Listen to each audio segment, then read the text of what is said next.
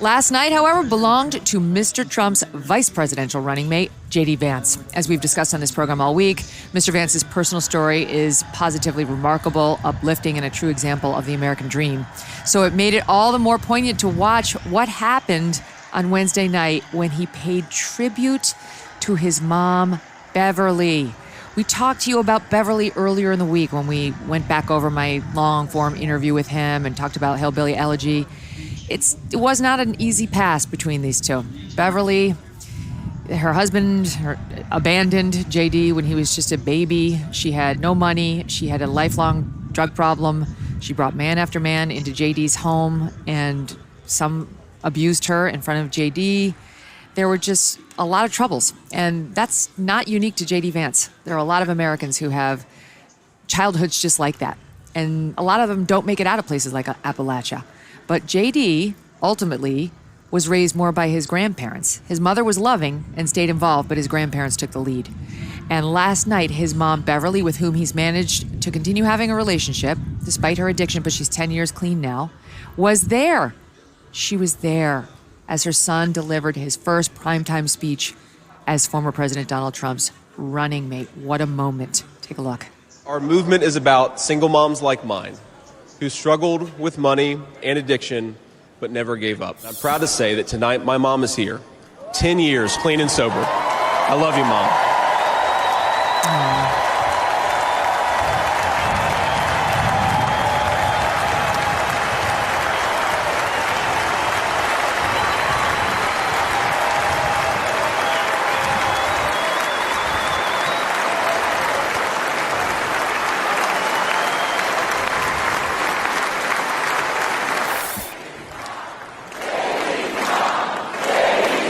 JD's mom.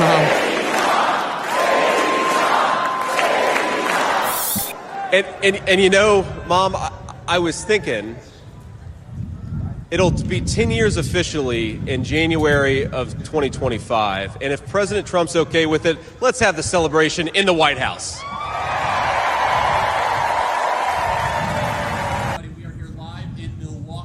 I don't know, if you've ever had anybody in your family who's an addict, you look at JD's mom and you know what he's going through. She's had a rough life. Can you imagine what it was like for her to stand there and see her boy up there as the potential next vice president of the United States? She could see her. You could see her saying, "That's my boy. That's my boy." And good for him for elevating her in this way, despite the difficult past. Over on the Democratic side, it looks like this could be it. We could be nearing the end of President Biden's re-election campaign. I mean, it could come at any hour, despite his assurances that he's in it for the duration. That's not true. The dam breaking over the past 24 hours, and how, as we learned, Democrat after Democrat now encouraging him, you got to drop out. And shortly before we came to air, a report from Axios said that top Democrats are privately telling Mr. Biden that the rising pressure, quote, will persuade Mr. Biden, selling Axios, will persuade President Biden to decide to drop out of the presidential race as soon as this weekend, reporting that it's not a question anymore of if, but when. Joining me now, one of the people who knows the ins and outs of the Trump campaign better than almost anyone. He, too, delivered a remarkable speech last night. Donald Trump Jr., the former president's son and host of the Triggered podcast. Great to have you back, Don. Great to see you. Good to be here, Megyn. How's it going? What a moment last night. It was great. It was the whole thing. This whole week has been spectacular after let's call it a rather rough weekend. Yeah. That was pretty brutal. The warmth, the love, it's coalescing here, and you just feel it. It's palpable. What a difference between 2016, when the party was more divided. Republicans were like, we're not sure about this guy. We wanted somebody who was more mainstream establishment. Yeah. And now, 8 years later, they've fallen in love with your dad. It's 100% reversal. I mean, there was still, remember, there was going to be basically a proxy fight on the floor. I mean, I literally, in 2016, in Cleveland, I literally almost got in a fist fight with Mike Lee, Senator Mike Lee of Utah, on the floor, because he was doing the cruise thing and they were trying to sort of get the ballot. And this is now someone I text with probably daily. He's become a good friend, but we were literally almost in a fist fight. Now I see that these people, they get it. People, JD was similar, right? Yes. Didn't love the idea of Trump. Didn't believe that he was going to do the things he had. Sort of bought into the media narrative, and then when he started seeing the action, he goes, I was wrong, right? Not just, okay, fine, I'll accept them reluctantly. It was, no, I was wrong. This is great. This is what we need to be That's what doing. I understand. People are like, it's fake. He just said all of that so that he could get nominated as VP. No. And I look at it, I say, I wasn't a huge fan of Donald Trump back in 2016. My own evolution on him is authentic as they come. Why can't we believe that it might be, and I have nothing to gain from that. Correct. Nothing at all. Yeah. I'm not going to be vice president. I mean, why can't people believe that he actually saw him govern, he saw him bring a different set of policies, and said, you know what, I'm persuaded he has the better argument. 100%. I mean, and it was funny because I read Hillbilly Elegy when it came out. That was JD's story, the book. If you haven't read it, you have to, because the story is much more than you could see in a half an hour speech last night. It's absolutely incredible. And I was like, that's a guy we need to run for office, right? It's not the typical checkbox thing. Like, yeah, he went to Yale Law, but he went to the Marine Corps out of high school. Yeah. It wasn't like some of the people we see, well, I served because, I went to Yale Law and then I did my obligatory service so that I can run and become a politician and say that I'm a veteran. And, that's fine too. But to me, it's different. And to most of the veterans that I speak to, it's different, just enlisting and doing it that way.